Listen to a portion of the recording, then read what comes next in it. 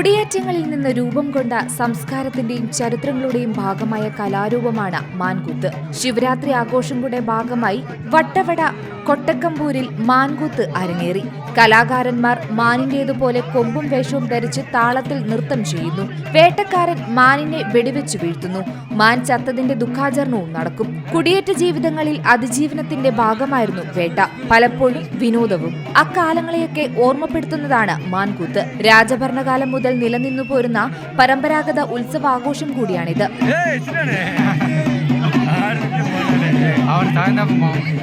മനുഷ്യനും പ്രകൃതിയും തമ്മിലുള്ള ബന്ധത്തെ പ്രതിഫലിപ്പിക്കുന്ന കലാരൂപമാണ് മാൻകൂത്ത്. പരമ്പരാഗത ആചാരങ്ങൾ തുടർന്ന് പോരുന്നതിന്റെ ഭാഗമായി കൂടിയാണ് മാൻകൂത്ത് അവതരിപ്പിച്ചത്.